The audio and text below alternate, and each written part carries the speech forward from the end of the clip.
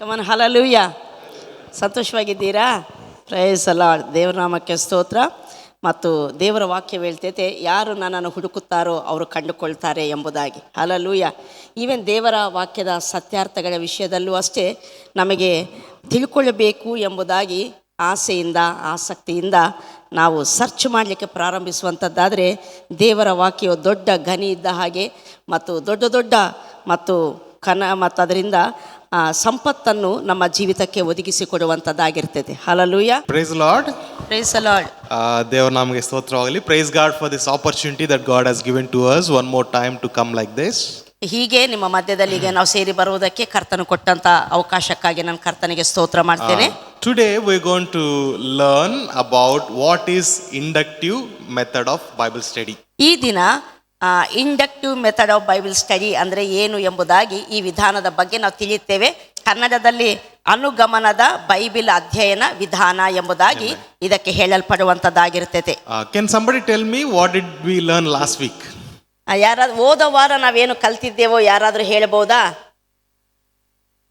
Anointing, character, ability. Praise God. Praise God. We learned about anointing, ಕಳೆದ ವಾರ ಅಭಿಷೇಕ ಮತ್ತು ಗುಣ ಲಕ್ಷಣಗಳು ಮತ್ತು ಸಾಮರ್ಥ್ಯತೆ ಇದರ ಬಗ್ಗೆ ನಾವು ಕಲ್ತಿದ್ದೇವೆ. Okay, what is anointing? ಅಭಿಷೇಕ ಅಂದ್ರೆ ಏನು? ದೇವರ choice, right? It's God's choice and he empowers us for that choice. ಅಭಿಷೇಕ ಅನ್ನುವಂಥದ್ದು ದೇವರು ಕೊಡುವಂಥದ್ದು, ಅದು ನಮ್ಮನ್ನು ಬಲಪಡಿಸುವಂಥದ್ದಾಗಿರ್ತದೆ. ಫಾರ್ ಸಮ್ ಪರ್ಟಿಕ್ಯುಲರ್ ಪರ್ಪಸ್, ಒಂದು ಪ್ರತ್ಯೇಕವಾದ ಉದ್ದೇಶಕ್ಕಾಗಿ ಅಥವಾ ನಾವು ಕರೆಯಲ್ಪಟ್ಟ ಕರೆಯನ್ನು ನೆರವೇರಿಸುವುದಕ್ಕಾಗಿ ದೇವರು ಕೊಡುವಂಥ ಸಾಮರ್ಥ್ಯತೆ ಅಭಿಷೇಕ. So it is a spiritual thing, right? ಇದು ಆತ್ಮಿಕವಾದದ್ದು, ಹೌದಲ್ವಾ? How about character? ಗುಣಲಕ್ಷಣ ಅಥವಾ ಸ್ವಭಾವ ಅಂದ್ರೆ ಅದರ ಬಗ್ಗೆ ಏನು ಹೇಳ್ತೀರಾ? One word, anything, one sentence. ಒಂದು ವಾಕ್ಯದಲ್ಲಿ ಉತ್ತರಿಸಬೇಕು. ಇದು ಮನಸ್ಸಿಗೂ ಸಂಬಂಧಪಟ್ಟದ್ದು. ಓಕೆ, ಇದು ಮನಸ್ಸಿಗೆ ಸಂಬಂಧಪಟ್ಟದ್ದು. How do we develop character, good character? ಹೇಗೆ ನಮ್ಮ ಒಳ್ಳೆಯ ಸ್ವಭಾವವನ್ನು ಹೇಗೆ ನಾವು ಅಭಿವೃದ್ಧಿಪಡಿಸಿಕೊಳ್ಳುವಂಥದ್ದು, ಬೆಳೆಸಿಕೊಳ್ಳುವಂಥದ್ದು? By meditating the word of God and walking with the Holy Spirit every day. ದೇವರ ವಾಕ್ಯವನ್ನು ಧ್ಯಾನಿಸುವುದರಿಂದ, ಪವಿತ್ರಾತ್ಮನೊಂದಿಗೆ ಅನ್ಯೋನ್ಯವಾಗಿ ನಡೆಯುವುದರಿಂದ. Okay, what is the third one? ಮೂರನೇದೇನಾಗಿದೆ? Ability. ಸಾಮರ್ಥ್ಯತೆ. What is this one? First one is spiritual, the second one is about our soul or mind. What about this one? ಮೊದಲನೇದು ಆತ್ಮಿಕವಾದದ್ದು, ಎರಡನೇದು ನಮ್ಮ ಮನಸ್ಸಿಗೆ ಅಥವಾ ಪ್ರಾಣಕ್ಕೆ ಸಂಬಂಧಪಟ್ಟದ್ದು, ಮೂರನೇದು ಯಾವುದಕ್ಕೆ ಸಂಬಂಧಪಟ್ಟದ್ದು? It's a physical ability, right? ಇದು ಭೌತಿಕವಾದ ಸಾಮರ್ಥ್ಯತೆ. Or it is an outward expression. ಇದು ನಮ್ಮ ಮೂಲಕ ಹೊರ ತೋರಿ ಬರುವಂತ ಒಂದು ಸಂಗತಿ. Okay, how do we develop this? ಇದನ್ನು ಹೇಗೆ ನಾವು ಬೆಳೆಸಿಕೊಳ್ಳುವಂತದ್ದು? ಸಾಮರ್ಥ್ಯತೆಗಳನ್ನು ಹೇಗೆ ಬೆಳೆಸಿಕೊಳ್ತೇವೆ? Come on. Sorry? Working on our skills, okay? Yes. ನಮಗೆ ಕೊಡಲ್ಪಟ್ಟಂತ ತಲಾಂತಗಳ ಮೇಲೆ ನಾವು ಕಾರ್ಯ ಮಾಡುವುದರಿಂದ. And practicing. ಅಭ್ಯಾಸ ಮಾಡುವುದರಿಂದ. Okay, so developing character and ability is a lifelong process. ನಮ್ಮ ಗುಣವನ್ನು, ನಮ್ಮ ಸ್ವಭಾವವನ್ನು ಬೆಳೆಸಿಕೊಳ್ಳುವಂಥದ್ದು, ನಮ್ಮ ಸಾಮರ್ಥ್ಯವನ್ನು ಬೆಳೆಸಿಕೊಳ್ಳುವಂಥದ್ದು ನಾವು ಜೀವನ ಪರ್ಯಂತರ ನಾವು ಮಾಡಬೇಕಾದ ಕಾರ್ಯ. Praise the Lord. Praise the Lord. So what else did we learn? We learned what is Bible. ಮತ್ತಷ್ಟು ಮಾತ್ರವಲ್ಲ, ಕಳೆದ ವಾರ ಇನ್ನೂ ಕೆಲವು ಸಂಗತಿಗಳನ್ನು ನಾವು ತಿಳ್ಕೊಂಡೆವು. ಸತ್ಯವೇದ ಅಂದ್ರೆ ಏನು? What is Bible? ಸತ್ಯವೇದ ಏನಾಗಿದೆ? ಅನೇಕ ಪುಸ್ತಕಗಳ ಸಂಗ್ರಹ, right? Collection of books. Okay, how many people wrote Bible? ಸತ್ಯವೇದವನ್ನು ಎಷ್ಟು ಜನ ಬರೆದಿದ್ದಾರೆ?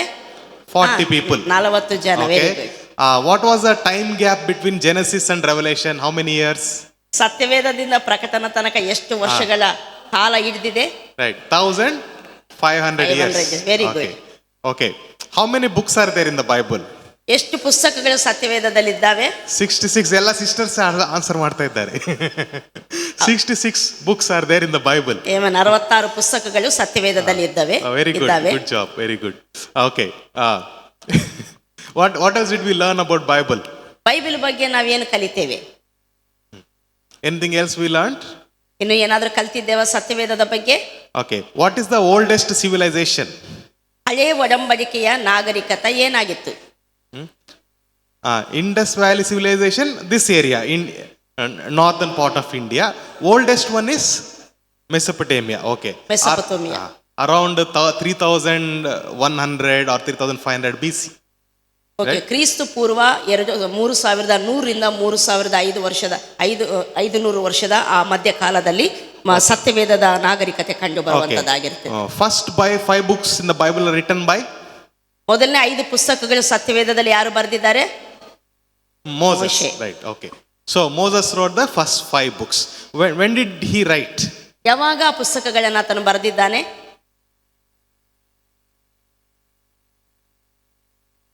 1430 BC. ಕ್ರಿಸ್ತು ಪೂರ್ವ 1430 ವರ್ಷದಲ್ಲಿ. Okay. Did Moses meet John who wrote Revelation? ಮೋಶೆಯು ಪ್ರಕಟಣೆಯನ್ನು ಬರೆದಂತ ಅಪೊಸ್ತಲನಾದ ಯೋಹಾನನನ್ನು ತಿಳಿದಿದ್ದಾನ? ಪರಿಚಯವಿತ್ತ ಆತನಿಗೆ? There is no time travel, right? He did not travel through time. He does not know who's John. ಅವರ ಮಧ್ಯದಲ್ಲಿ ಕಾಲಾವಧಿ ಇತ್ತು ಮತ್ತು Okay. So how about John? Did John meet Moses? ಅಥವಾ ಅಪೊಸ್ತಲನಾದ ಯೋಹಾನನು ಮೋಶೆಯನ್ನು ಸಂಧಿಸಿದ್ದಾನ?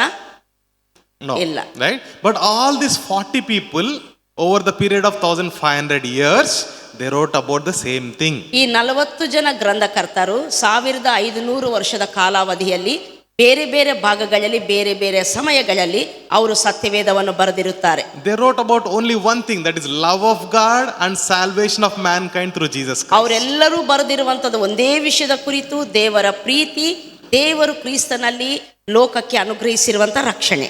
Amen. Praise the Lord. Amen. Okay. So why should we study Bible? We can read Bible, but why should we study it, meditate it? ನಾವೆಲ್ಲರೂ ಸತ್ಯವೇದವನ್ನು ಓದುವಂತವರಾಗಿರ್ತೇವೆ, ಆದರೆ ಸತ್ಯವೇದವನ್ನು ಅಧ್ಯಯನ ಮಾಡಬೇಕು ಎಂಬುದಾಗಿ ಯಾಕೆ ನಾವು ಹೇಳ್ತೇವೆ? Why? ಯಾಕೆ ಸ್ಟಡಿ ಮಾಡಬೇಕು ಬೈಬಲನ್ನು? ಬರೀ ಓದೋದಲ್ಲ, ಸ್ಟಡಿ ಮಾಡಬೇಕು. ಯಾಕೆ? Last week we saw one main reason.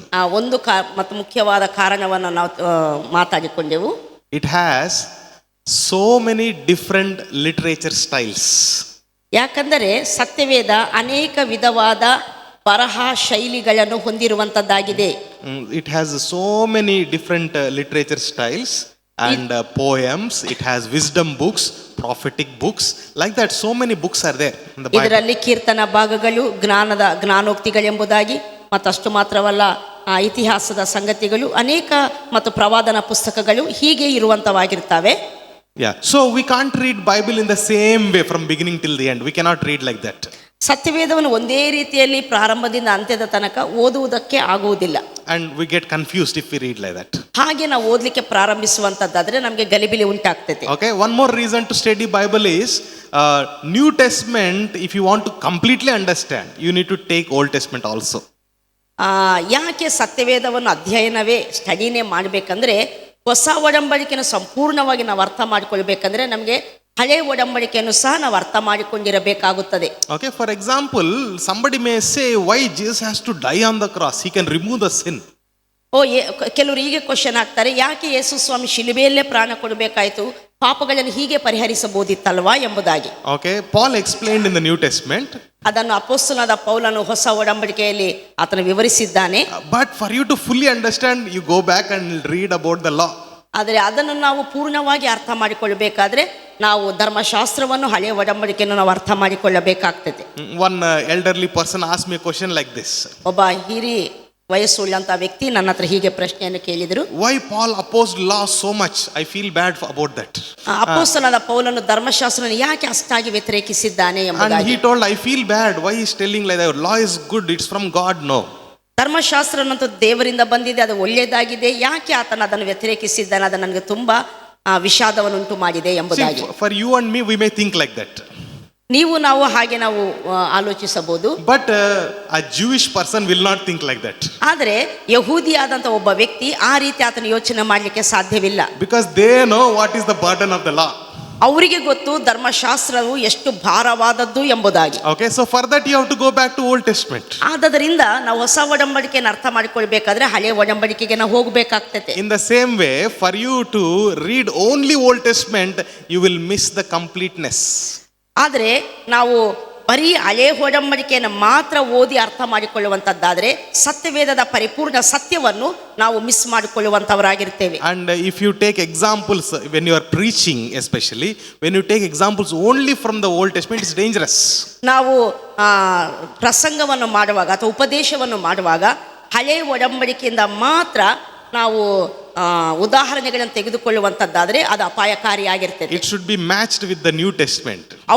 ಆ ಸಂಗತಿಗಳನ್ನು ಹೊಸ ಒಡಂಬಡಿಕೆಯೊಂದಿಗೆ ನಾವು ಹೋಲಿಸಬೇಕಾಗ್ತದೆ. Otherwise we'll bring condemnation on the people. ಇಲ್ಲದಿದ್ದರೆ ಜನರ ಮೇಲೆ ನಾವು ಅಪರಾಧ ನಿರ್ಣಯವನ್ನು ಹೇರುವಂತವರಾಗಿರ್ತೇವೆ. Praise the Lord. Praise the So Lord. today I want to tell you the third reason why we should study the scriptures. I mean meditate. ಈ ದಿನ ಸತ್ಯವೇದವನ್ನು ಯಾಕೆ ಅಧ್ಯಯನ ಮಾಡಬೇಕು, ಸ್ಟಡಿ ಮಾಡಬೇಕು ಎಂಬುದಕ್ಕಾಗಿ ಮೂರನೇ ಕಾರಣವನ್ನು ನಾನು ನಿಮಗೆ ತಿಳಿಯಪಡಿಸುತ್ತೇನೆ. Bible is not directly written to you and me. ಸತ್ಯವೇದ ನೇರವಾಗಿ ನಿಮಗೂ ನನಗೂ ಬರೆದಿರುವಂತ ಪುಸ್ತಕವಲ್ಲ. Is it written to us? ಅದು ನಮಗೆ ಬರೆಯಲ್ಪಟ್ಟಿದೆಯಾ? Does it anywhere say to the Church of India? ಅದು ಎಲ್ಲಾದರೂ ಮತ್ತು ಭಾರತ ದೇಶದಲ್ಲಿರೋ ಸಭೆಗೆ ಎಂಬುದಾಗಿ ಬರೆಯಲ್ಪಟ್ಟಿದೆಯಾ? Or any letter Paul wrote to Vikas, you read this? ಯಾವುದಾದ್ರೂ ಪತ್ರಿಕೆಯನ್ನು ಪೌಲನು ಪಾಸ್ಟರ್ ವಿಕಾಸ್ ಅವರಿಗೆ ಇದು ನೀನು ಓದು ಎಂಬುದಾಗಿ ಬರೆದಿದ್ದಾರಾ? ಇಲ್ಲ. So it is written by somebody to somebody else. ಈ ಒಂದು ಸತ್ಯವೇದದಲ್ಲಿರುವಂತಹ ಪುಸ್ತಕಗಳನ್ನು ಯಾರೋ ಒಬ್ಬರಿಗೆ ಬರೆದಿರುವಂತವರಾಗಿರ್ತಾರೆ. But because of the timeless truth of the word of God, ಹೀಗಿದ್ದಾಗ್ಯೂ ಕಾಲಾತೀತವಾದಂಥ ದೇವರ ವಾಕ್ಯದ ಸತ್ಯ ಅನುಸಾರವಾಗಿ it applies for us also. ಅದು ಅಂದರೆ ಕಾಲದ ಪರಿಮಿತಿ ಇಲ್ಲ ಸತ್ಯಕ್ಕೆ. ಅದರ ಅನುಸಾರವಾಗಿ ಅದು ನಮಗೆ ಸಹ ಸೇರುವಂಥದ್ದು ಅಥವಾ ನಮಗೆ ಸಹ ಅನ್ವಯಿಸುವಂಥದ್ದಾಗಿರ್ತೈತೆ. Okay, for example, ಉದಾಹರಣೆಗೆ if I write a letter to any of you, ನಾನು ಯಾರಿಗಾದರೂ ನಿಮ್ಮಲ್ಲಿ ನಾನು ಪತ್ರವನ್ನು ಬರೆಯುವಂಥದ್ದಾದರೆ I wrote lot of things which are very spiritual. ನಾನು ಎಲ್ಲಾ ಸಂಗತಿಗಳನ್ನು ತುಂಬಾ ಆತ್ಮಿಕವಾದ ಸಂಗತಿಗಳನ್ನು ನಿಮಗೆ ನಾನು ಬರೆಯಬಹುದು. In that I also give some instructions. ಅದರಲ್ಲಿ ನಾನು ಕೆಲವು ಸಲಹೆಗಳನ್ನು ನಾನು ನಿಮಗೆ ಕೊಡಬಹುದು. If I write you are not wearing dress properly, wear it properly. ನಾನು ನಿಮಗೆ ನೀವು ಸರಿಯಾದ ಮತ್ತು ವಸ್ತ್ರಗಳನ್ನು ಧರಿಸಲಿಲ್ಲ, ಸರಿಯಾದ ವಸ್ತ್ರಗಳನ್ನು ಧರಿಸಿರಿ ಎಂಬುದಾಗಿ ನಾನು ಬರೆದರೆ, you are not combing your hair, you have to comb properly. ನಿಮ್ಮ ತಲೆಯನ್ನು ಸರಿಯಾಗಿ ಬಾಚಲಿಲ್ಲ, ಸರಿಯಾಗಿ ಬಾಚಿರಿ ಅಂತ ನಾನು ಬರೆಯುವಂತದ್ದಾದರೆ, is that for you or for everyone? ಅದು ನಿಮಗೆ ಮಾತ್ರವ, ಅದು ಎಲ್ಲರಿಗೂ ಸೇರುವಂತದ್ದಾಗಿ ಅನ್ವಯಿಸುವಂತದ್ದಾಗಿರ್ತೈತಾ? ಜನರಲಿ ಎಲ್ಲರೂ ಒಳ್ಳೆ ಡ್ರೆಸ್ ಮಾಡಬೇಕು ಅಲ್ವಾ? But if I am saying your hair is turned to the right, now you put it properly, put some oil, it's not looking good, turn it to the left, if I say like that. ಒಂದು ವೇಳೆ ಇಲ್ಲಿ ನೋಡಿ, ಸತ್ಯವೇದ ಅನ್ನುವಂಥದ್ದು ಎಲ್ಲರಿಗೂ ಸೇರಿರುವಂತದ್ದಾಗಿದೆ. ಹೀಗಿದ್ದಾಗ್ಯೂ ಸಹ ಈಗ ನಿಮ್ಮ ಎಡಬದಿಯಿಂದ ಕೂದಲನ್ನು ಬಲಬದಿಗೆ ಬಾಚಿರಿ, ಸರಿಯಾಗಿ ಸೆಟ್ ಮಾಡಿರಿ ಎಂಬುದಾಗಿ ನಾನು ನಿಮಗೆ ಪ್ರತ್ಯೇಕವಾಗಿ ಹೇಳುವಂತದ್ದಾದ್ರೆ, is it for only you or for everyone? ಅದು ನಿಮಗೆ ಮಾತ್ರವ, ಅದು ಎಲ್ಲರಿಗೂ ಬರೆದಿರುವಂತದ್ದಾಗಿರ್ತೈತ, ಅನ್ವಯಿಸ್ತೈತ? ಎಲ್ಲರೂ ರೈಟ್ ಸೈಡ್ ಕೋಮ್ ಮಾಡ್ಬೇಕಾ? ಇಲ್ಲ, ಅದು ಎಲ್ಲರಿಗಲ್ಲ, ಅದು ಎಲ್ಲರಿಗಲ್ಲ. So you have to think which is for everyone and which is for only that particular church. ಆದ್ದರಿಂದ ಸತ್ಯವೇದವನ್ನು ಓದುವಾಗ ನಾವು ಹೀಗೆ ಅರ್ಥ ಮಾಡಿಕೊಳ್ಬೇಕು, ಬರೆಯಲ್ಪಟ್ಟಂತ ಭಾಗ ಎಲ್ಲರಿಗೂ ಸಂಬಂಧಪಟ್ಟಿರುವಂಥದ್ದ ಅಥವಾ ಅಲ್ಲಿರುವಂಥ ಆ ಕಾಲದ ಆ ಜನರಿಗೆ ಮಾತ್ರ ಸಂಬಂಧಪಟ್ಟಿರುವಂಥದ್ದ ಎಂಬುದಾಗಿ ನಾವು ವಿವೇಚಿಸಬೇಕು. So today I will give you small exercise in the end. ಈ ದಿನ ಕಡೆಯದಾಗಿ ಒಂದು ಅಭ್ಯಾಸವನ್ನು ನಿಮಗೆ ಮಾಡಲಿಕ್ಕೆ ನಾನು ಕೊಡ್ತೇನೆ. You can do it here or you can go home and do. ನೀವು ಇಲ್ಲಿ ಮಾಡಬಹುದು, ಮನೆಗೆ ಹೋಗಿ ಸಹ ಮಾಡಬಹುದು. You have to tell which is the timeless truth and which is the limited truth. ನೀವು ಹೀಗೆ ವಿಭಾಗಿಸಬೇಕು ದೇವರ ವಾಕ್ಯವನ್ನು. ಯಾವುದು ಕಾಲಾತೀತವಾದಂಥ ಸತ್ಯ ಅಂದರೆ ಸಮಯದ ಪರಿಮಿತಿ ಅಥವಾ ಲಿಮಿಟೇಷನ್ಗೆ ಒಳಗಾಗದಿರುವಂಥ ಸತ್ಯ, ಯಾವುದು ಆ ಕಾಲಕ್ಕೆ ಮಾತ್ರ ಪರಿಮಿತಿಗೊಳ್ಳುವಂಥ ಸತ್ಯ ಎಂಬುದಾಗಿ ನೀವೇ ಅದನ್ನು ವಿವೇಚಿಸಬೇಕು. Okay, so if you divide time like this, eternity past, eternity future and we are living somewhere here. ಹೀಗೆ ನಾವು ಕಾಲವನ್ನು ಹೀಗೆ ನಾವು ವಿಭಾಗಿಸುವಂತದ್ದಾದ್ರೆ, ಅಂದ್ರೆ ನಿತ್ಯತ್ವದ ಪೂರ್ವ, ಓಕೆ, ನಿತ್ಯತ್ವ ಪ್ರಾರಂಭ, ನಿತ್ಯತ್ವಕ್ಕೆ ಅಂತ್ಯವಿಲ್ಲ, ನಿತ್ಯತ್ವ. ಇಲ್ಲಿ ಈ ಕಾಲಾವಧಿಯಲ್ಲಿ ಮಧ್ಯದಲ್ಲಿ ನಾವೆಲ್ಲೋ ಒಂದು ಹತ್ರ ನಿವಾಸ ಆ ಸಮಯದಲ್ಲಿ ಇರುವಂತವರಾಗಿರ್ತೇವೆ. Okay, so the word of God is eternity past to eternity future. ದೇವರ ವಾಕ್ಯ ನಾವು ಅರ್ಥ ಮಾಡಿಕೊಳ್ಬೇಕು. ಅದಕ್ಕೆ ಅದು ನಿತ್ಯತ್ವದಿಂದ ನಿತ್ಯತ್ವದ ತನಕ ಇರುವಂತದ್ದಾಗಿದೆ. Praise the Lord. Praise the Lord. That is the power of the word of God. ಅದು ದೇವರ ವಾಕ್ಯದ ಶಕ್ತಿ ಮಹಿಮೆಯಾಗಿದೆ. So whether you are living in the time of Moses or whether you are living now in the times where India is like this, the word of God never changes. ನಾವು ನೋಡ್ತೇವೆ, ನಾವು ಒಂದು ವೇಳೆ ಮೋಶೆಯ ಕಾಲದಲ್ಲಿ ನಾವು ಇರುವಂತ ವ್ಯಕ್ತಿಗಳಾಗಿದ್ದಾಗ್ಯೂ ಅಥವಾ ಈಗ ಇರುವಂತ ಈ ಪ್ರಸ್ತುತ ಕಾಲದಲ್ಲಿ ನಾವು ಜೀವಿಸುವಂತ ವ್ಯಕ್ತಿಗಳಾಗಿದ್ದಾಗ್ಯೂ ಸಹ ದೇವರ ವಾಕ್ಯ ನಮಗೆ ಆ ಕಾಲದಲ್ಲಿದ್ದವ್ರಿಗೂ ಈ ಕಾಲದಲ್ಲಿದ್ದವ್ರಿಗೂ ಒಂದೇ ರೀತಿಯಾಗಿ ಅನ್ವಯಿಸುವಂತದ್ದಾಗಿರ್ತೈತೆ. Praise the Lord. Praise the Lord. Right? That is a power in the word. ಅದು ದೇವರ ವಾಕ್ಯದಲ್ಲಿರುವಂತ ಶಕ್ತಿ. So today we'll see for half an hour we'll read what is inductive Bible study. ಈ ದಿನ ನಮಗಿರುವಂತ ಅರ್ಧ ಗಂಟೆ ಕಾಲದಲ್ಲಿ ಇಂಡಕ್ಟಿವ್ ಬೈಬಲ್ ಸ್ಟಡಿ ಅಥವಾ ಅನುಗಮನದ Bible ಅಧ್ಯಯನ ಅಂದರೆ ಏನು ಎಂಬುದಾಗಿ ನಾವು ತಿಳಿದುಕೊಳ್ಳೋಣ. Okay, normally anybody who reads Bible they will either follow inductive Bible study or deductive Bible study. ಸಾಮಾನ್ಯವಾಗಿ ಯಾರಾದರೂ ಸತ್ಯವೇದವನ್ನು ಓದುವಾಗ ಅವರು ಒಂದು ಇಂಡಕ್ಟಿವ್ ಬೈಬಲ್ ಸ್ಟಡಿ ಅನುಗಮನದ ಸತ್ಯವೇದ ಅಧ್ಯಯನವನ್ನು ಫಾಲೋ ಮಾಡ್ತಾರೆ ಅಥವಾ ಡಿಡಕ್ಟಿವ್ ಬೈಬಲ್ ಸ್ಟಡಿ ಅನುಮಾನಾತ್ಮಕ ವಿಧಾನವನ್ನು follow ಮಾಡುವಂತವರಾಗಿರ್ತಾರೆ. Okay, so first we'll see what is deductive Bible study. ಮೊದಲು ನಾವು ತಿಳ್ಕೊಳ್ಳೋಣ ಅನುಮಾನಾತ್ಮಕ ವಿಧಾನ, ಸತ್ಯವೇದವನ್ನು ಓದುವಂತ ವಿಧಾನ ಇದಾಗಿರ್ತೈತೆ, ಇದರ ಕುರಿತು ನಾವು ತಿಳ್ಕೊಳ್ಳೋಣ. Okay, what is deductive Bible study? You can see that picture over there. ನೋಡಿ, ಇಲ್ಲಿ ಅನುಮಾನಾತ್ಮಕ ಸತ್ಯವೇದ ಅಧ್ಯಯನದ ವಿಧಾನ ಅಂತ ಹೇಳುವಾಗ ಅದು ಏನಾಗಿದೆ ನಾವು ನೋಡೋಣ. What do you understand from that picture? ಇಲ್ಲೊಂದು ನಾವು ಆ ಪಿಕ್ಚರ್ ಅನ್ನು ನೋಡ್ತಾ ಇದ್ದೇವೆ. ಇದನ್ನು ನೋಡುವಾಗ ನಮಗೇನು ಅರ್ಥವಾಗ್ತಾ ಇದೆ? What do you understand from that picture? ಈ ಫೋಟೋವನ್ನು ನೋಡುವಾಗ ನಮಗೇನು ಅರ್ಥ ಆಗ್ತಾ ಇದೆ? There is one guy talking, right? ಅಲ್ಲಿ ಒಬ್ಬ ವ್ಯಕ್ತಿ ಮಾತನಾಡ್ತಿದ್ದಾನೆ. Okay, on the top picture one fellow is calling Bible and is talking. ಅಲ್ಲಿ ಟೆಲಿಫೋನ್ ಒಬ್ಬ ಮೇಲೆ ಇರುವಂತ ಪಿಕ್ಚರ್ ಅಲ್ಲಿ ಒಬ್ಬ ವ್ಯಕ್ತಿ ಸತ್ಯವೇದದೊಂದಿಗೆ ಮಾತನಾಡ್ತಿದ್ದಾನೆ. ಓಕೆ, ಸತ್ಯವೇದವು ನಿಮ್ಮೊಂದಿಗೆ ಮಾತಾಡ್ಬೇಕಾ, ನೀವು ಸತ್ಯವೇದದೊಂದಿಗೆ ಮಾತಾಡ್ಬೇಕಾ? You have to talk to Bible or Bible has to talk to you. ನೋಡಿ, ಸತ್ಯವೇದವನ್ನು ನಾವು ಓದುವಾಗ ನಾವು ಸತ್ಯವೇದದೊಂದಿಗೆ ಮಾತಾಡಬೇಕಾ ಅಥವಾ ಸತ್ಯವೇದ ನಮ್ಮೊಂದಿಗೆ ಮಾತನಾಡಬೇಕಾ? Bible has to talk to us, right? ಸತ್ಯವೇದವೇ ನಮ್ಮೊಂದಿಗೆ ಮಾತನಾಡಬೇಕು. But here he is talking to Bible. ಆದರೆ ಇಲ್ಲಿ ಓದುವಂತ ವ್ಯಕ್ತಿ ಸತ್ಯವೇದದೊಂದಿಗೆ ಮಾತಾಡುತ್ತಿದ್ದಾನೆ. That is called deductive Bible method. ಅದನ್ನೇ ಅನುಮಾನಾತ್ಮಕ ಸತ್ಯವೇದ ಅಧ್ಯಯನ ಎಂಬುದಾಗಿ ಕರೆಯುತ್ತಾರೆ. Okay, what is happening in this method is ಈ ಒಂದು ವಿಧಾನದಲ್ಲಿ ನಡೆಯುವಂತ ಸಂಗತಿ ಏನಾಗಿದೆ ಅಂದರೆ the person already has one idea about what he has to preach or teach. ಆತನು ಏನು ಹೇಳಬೇಕಾಗಿದ್ದಾನೋ, ಉಪದೇಶ ಮಾಡಬೇಕಾಗಿದ್ದಾನೋ ಆಲ್ರೆಡಿ ಆ ವ್ಯಕ್ತಿಗೆ ತನ್ನದೇ ಆದಂತ ಒಂದು ಅಭಿಪ್ರಾಯ ಅಥವಾ ಸಂಗತಿಗಳು ಆತನಿಗೆ ತಿಳಿದಿರುವಂತವಾಗಿರ್ತವೆ. Or he already has some preconceived idea about what he wants. ಆತನು ಯಾರಾಗಿದ್ದಾನೆ ಎಂಬುದಾಗಿ ಈಗಾಗಲೇ ಮುಂಚಿತವಾಗಿಯೇ ತನ್ನ ಒಳಗೆ ಆತನು ಹೊಂದಿರುವಂತ ಅಭಿಪ್ರಾಯಗಳು, ಆಲೋಚನೆಗಳು ಇರುವಂತವಾಗಿರ್ತವೆ. Yes, so ಅವರಿಗೆ ಏನು ಬೇಕೋ ಅದು ಮುಂಚಿತವಾಗಿ ಅವರ ಮೈಂಡಲ್ಲಿ ಉಂಟು, right? With that idea he is trying to read the Bible. ಏನು ಸತ್ಯವೇದ ಹೇಳಬೇಕು ಎಂಬುದ ತನಗೆ ಬೇಕಾದ ಆಲೋಚನೆಗಳು ಆತನಲ್ಲಿ ಈಗಾಗಲೇ ಇರ್ತವೆ. ಆ ಸ್ವಂತ ಆಲೋಚನೆಗಳು ಇಟ್ಟುಕೊಂಡು ಸತ್ಯವೇದವನ್ನು ಓದಲಿಕ್ಕೆ ಪ್ರಾರಂಭ ಮಾಡ್ತಾರೆ. I will give you one small example. Last week it happen. ನಿಮಗೆ ಒಂದು ಉದಾಹರಣೆ ಕೊಡ್ತೇನೆ, ಇದು ಹೇಗೆ ಇರ್ತೈತೆ ಎಂಬುದಾಗಿ. There is one news channel I really admire in Telugu news channel. ಒಂದು ತೆಲುಗುನಲ್ಲಿ ಒಂದು ನ್ಯೂಸ್ ಚಾನಲ್ ಇರುವಂತದ್ದಾಗಿದೆ. And they expose all the false teachings and false babas and all that they expose. ಆ ಒಂದು ಚಾನಲ್ ಅಲ್ಲಿ ಎಲ್ಲ ಫಾಲ್ಸ್ ಬಾಬಾಸು, ಫಾಲ್ಸ್ ಟೀಚರ್ಸು, ಅಂದ್ರೆ ಆಧ್ಯಾತ್ಮಿಕ ಸಂಬಂಧಪಟ್ಟ ತಪ್ಪಾದ ರೀತಿಯಲ್ಲಿರುವಂತ ವ್ಯಕ್ತಿಗಳ ಬಗ್ಗೆ ಅವರು ತೋರಿಸುವಂತವರಾಗಿರ್ತಾರೆ. But it's a news channel. Mainly they show India news. ಅದು ಆಕ್ಚುಲಿ ನ್ಯೂಸ್ ಚಾನಲ್ ಆಗಿದೆ. ಮತ್ತೆ what happened is they also expose some false pastors also. ಅವರು ಕೆಲವೊಮ್ಮೆ ಸಭಾಪಾಲಕರನ್ನು ಸಹ, ಅಂದ್ರೆ ಚರ್ಚ್ ಪಾಸ್ಟರ್ಸ್ ಅನ್ನು ಸಹ ಎಕ್ಸ್ಪೋಸ್ ಮಾಡುವಂತವರಾಗಿರ್ತಾರೆ. But they put a video on Friday saying that Bible is discriminating woman, we have to reject Bible. They put the video. ಅವರೊಂದು Friday ಹೀಗೆ ಹೇಳ್ತಾರೆ, ಸತ್ಯವೇದ ಸ್ತ್ರೀಯರನ್ನು ಕೆಳಗಣಿಸಿ ನೋಡುತ್ತದೆ ಎಂಬುದಾಗಿ. Okay, you know what they did? ಅವ್ರು ಏನು ಮಾಡ್ತಾರೆ ಗೊತ್ತುಂಟಾ? when I saw the video I felt like laughing. ಆ ವಿಡಿಯೋವನ್ನು ನಾನು ನೋಡಿದಾಗ ನಾನು ನಗಾಡ್ಲಿಕ್ಕೆ ಪ್ರಾರಂಭಿಸಿದೆ. Because whatever they did I searched in Google, same list is there in the Google.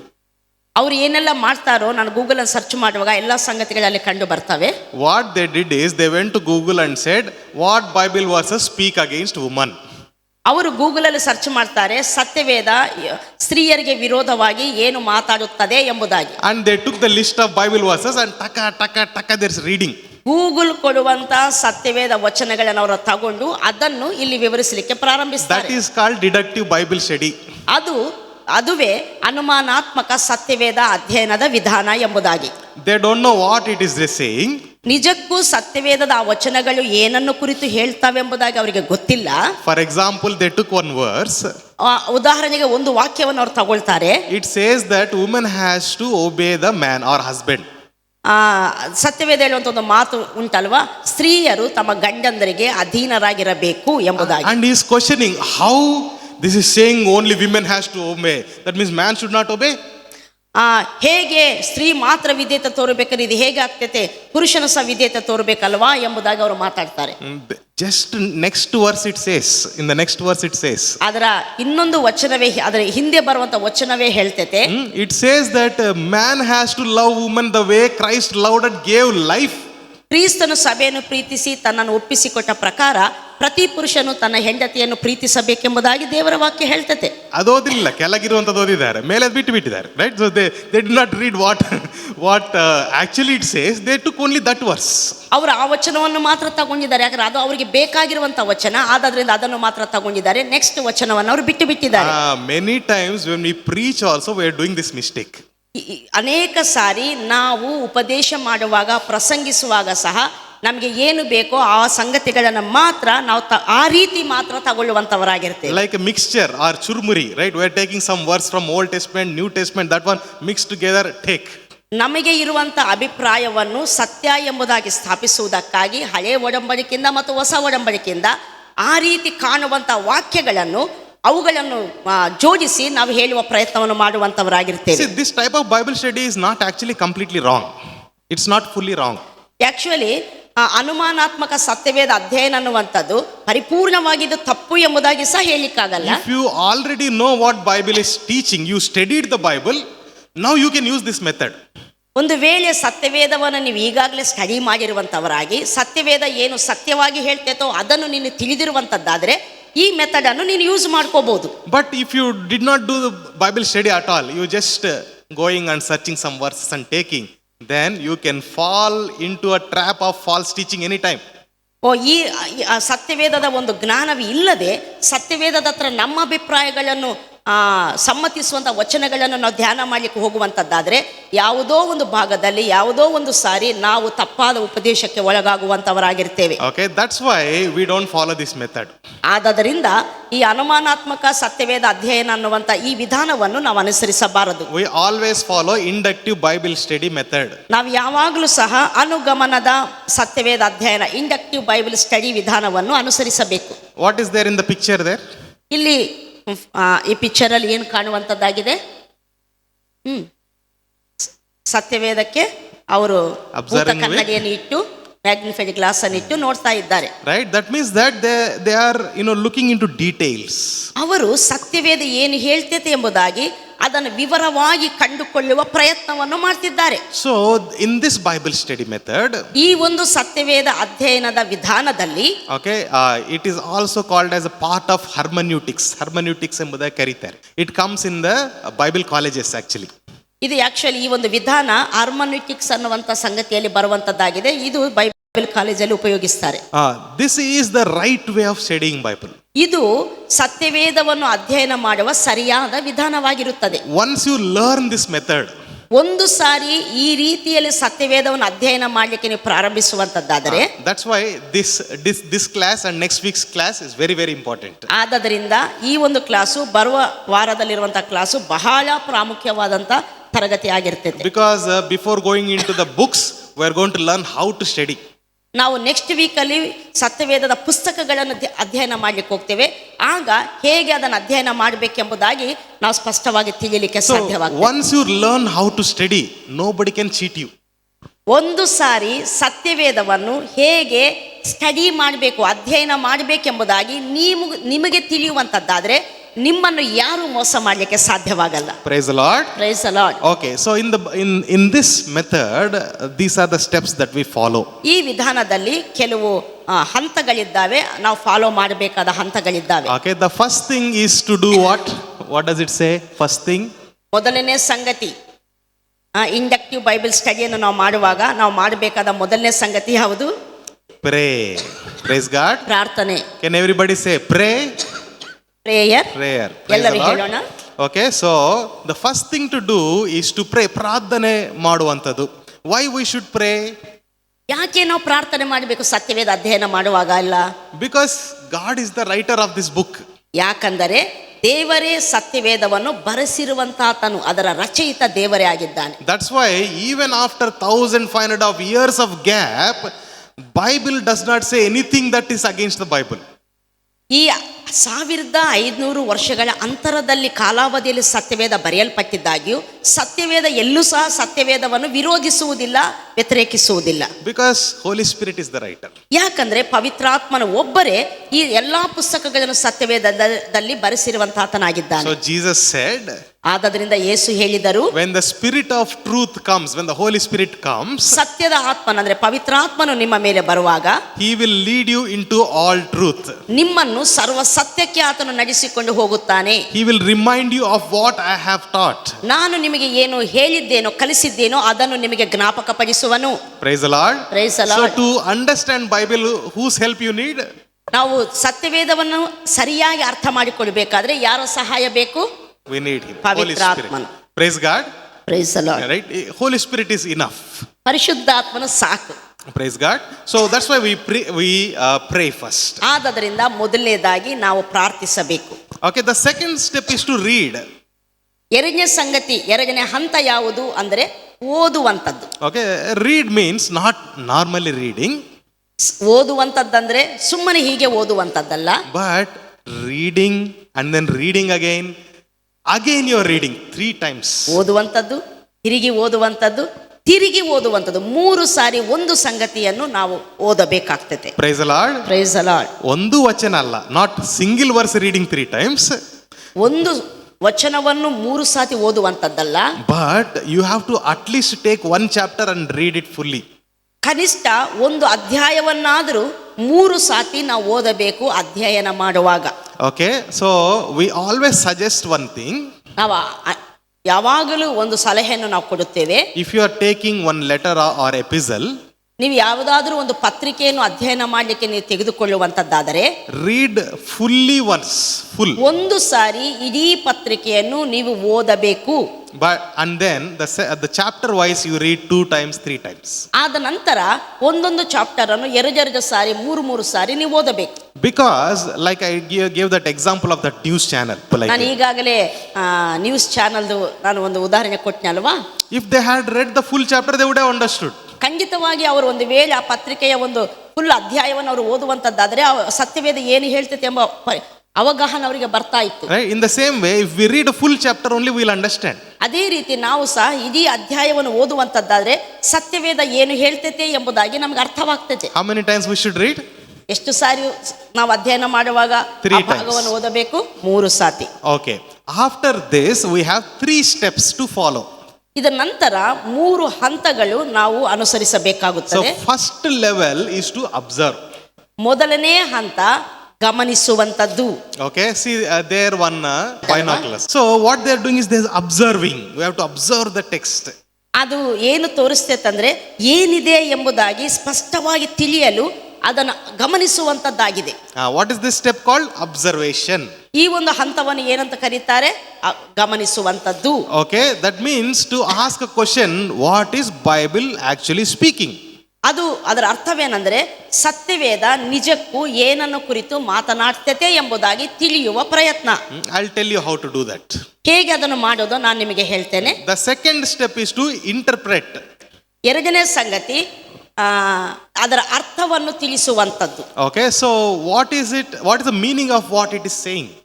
ಅದು ಏನು ಹೇಳ್ತೇತೋ ಅದರ ಅರ್ಥ ಏನೋ ತಿಳ್ಕೊಳ್ಳುವಂತದ್ದು. Okay, we'll talk about that also, how to do that. ಇದರ ಕುರಿತು ಸಹ ವಿವರವಾಗಿ ನಾವು ಮುಂದೆ ನೋಡಿಕೊಳ್ಳೋಣ. The third one is the most important step, that is application. ಮೂರನೇ ಸಂಗತಿ ಅತ್ಯಂತ ಮುಖ್ಯವಾದ ವಿಷಯ ಇದು. ಅದೇನಂದ್ರೆ ಸತ್ಯವೇದ ಹೇಳುವಂತ ಸಂಗತಿಗಳನ್ನು ನಮ್ಮ ಜೀವಿತಕ್ಕೆ ಅನ್ವಯಿಸಿಕೊಳ್ಳುವಂಥದ್ದು. Praise the Lord. Praise the So Lord. without the application, reading is only information. ನಾವು ಒಂದು ವೇಳೆ ದೇವರ ವಾಕ್ಯ ಹೇಳುವ ಸತ್ಯಗಳನ್ನು ನಮ್ಮ ಜೀವಿತಕ್ಕೆ ಅನ್ವಯಿಸಿಕೊಳ್ಳದಿದ್ದರೆ ಕೇವಲ ಅದು ನಮ್ಮ ಜ್ಞಾನದಲ್ಲಿ ಒಂದು ಇನ್ಫಾರ್ಮೇಶನ್ ಹಾಗೆ ಮಾತ್ರ ಉಳಿಯುವಂತದ್ದಾಗಿರ್ತದೆ. Okay, Jesus said, right, what you listen to my word and you go away, you are like a foolish person who's building the house on the sand. ನೀವು ನನ್ನ ಮಾತುಗಳನ್ನು ಕೇಳ್ತೀರಿ, ಅದರ ಹೊರಗೆ ಹೋಗಿ ನೀವು ಮರೆತು ಬಿಡ್ತೀರಿ, ಅದರ ಪ್ರಕಾರ ನಡೆಯಲ್ಲ, ನೀವು ಉಸುಬಿನ ಮೇಲೆ ಮನೆಯನ್ನು ಕಟ್ಟಿರೋ ಬುದ್ಧಿಹೀನನನ್ನು ಹೋಲುತ್ತೀರಿ ಎಂಬುದಾಗಿ. But the person who listens and does by it is like the wise person building house on the solid foundation. ಆದರೆ ಯಾರಾದರೆ ಆತನ ವಾಕ್ಯವನ್ನು ಕೇಳಿ ಅದರ ಪ್ರಕಾರ ನಡೆದುಕೊಳ್ಳುತ್ತಾನೋ ಅವನು ಬಂಡೆಯ ಮೇಲೆ ಮನೆಯನ್ನು ಕಟ್ಟಿರೋ ಬುದ್ಧಿವಂತನನ್ನು ಹೋಲುತ್ತಾನೆ. Praise the Lord. Praise So the Lord. application is very, very important. ಇಲ್ಲಿ ಅನ್ವಯಿಸುವಿಕೆ ಅನ್ನುವಂಥದ್ದು ಬಹಳ ಬಹಳ ಪ್ರಾಮುಖ್ಯವಾಗಿದೆ. Okay, so let's go to that first step, how to do the observation. ಈಗ ಮೊದಲನೇ ಹಂತಕ್ಕೆ ನಾವು ಹೋಗೋಣ. ಹೇಗೆ ದೇವರ ವಾಕ್ಯವನ್ನು ಗಮನಿಸುವಂಥದ್ದು, Okay, ಅವಲೋಕನ ಮಾಡುವಂಥದ್ದು. so for observation we have to ask some questions. ನಾವು ಅವಲೋಕಿಸುವಾಗ ಸತ್ಯವೇದವನ್ನು ನಾವು ಕೆಲವು ಪ್ರಶ್ನೆಗಳನ್ನು ಹಾಕಿಕೊಳ್ಳಬೇಕು. Okay, in the sheets that are given to you, there are 16 questions. Actually ಅಲ್ಲಿ 16 ಪ್ರಶ್ನೆಗಳಿರುವಂತವಾಗಿದ್ದಾವೆ. Okay, simple questions. ಅವು ಬಹಳ ಸರಳವಾದ ಪ್ರಶ್ನೆಗಳು. Okay, so in observation the first thing to do is to look at the context. ನಾವು ಅವಲೋಕಿಸುವಾಗ, ಗಮನಿಸುವಾಗ ಆ ವಾಕ್ಯ ಭಾಗ, ಅದರ ಹಿನ್ನೆಲೆ, ಅದರ ಸಂದರ್ಭವನ್ನು ನಾವು ಅರ್ಥ Okay, ಮಾಡಿಕೊಳ್ಳಬೇಕು. what is the scene there, what is the situation? ಅಲ್ಲಿರುವಂತ ಪರಿಸ್ಥಿತಿ ಏನೋ ಸಹ ನಾವು ಗಮನಿಸಬೇಕು. Okay, that is the first thing to do. ನಾವು ಸತ್ಯವೇದವನ್ನು ಸರಿಯಾಗಿ ಅರ್ಥ ಮಾಡಿಕೊಳ್ಬೇಕಾದ್ರೆ ಇದು ಮೊದಲನೇ ಹಂತ. And then we have to ask few questions. ಆದ ನಂತರ ನಾವು ಕೆಲವು ಪ್ರಶ್ನೆಗಳನ್ನು ಹಾಕಿಕೊಳ್ಳಬೇಕು. You can see on the screen also. ಮತ್ತು ನೀವು ಇಲ್ಲಿ ಸ್ಕ್ರೀನಲ್ಲಿ ಸಹ ನೋಡ್ಬೋದು. See, what are the repeated words in this? ನೋಡಿ, ನಾವು ಓದುವಂತ ಭಾಗದಲ್ಲಿ ಪುನಃ ಬರುವಂತ ಪದಗಳು ಯಾವುದು ಎಂಬುದಾಗಿ ನಾವು ಗಮನಿಸಬೇಕು. I'll give one example. ನಾನು ಒಂದು ಉದಾಹರಣೆಯನ್ನು ಕೊಡ್ತೇನೆ. Okay, what is the repeated word that you see in Philemon?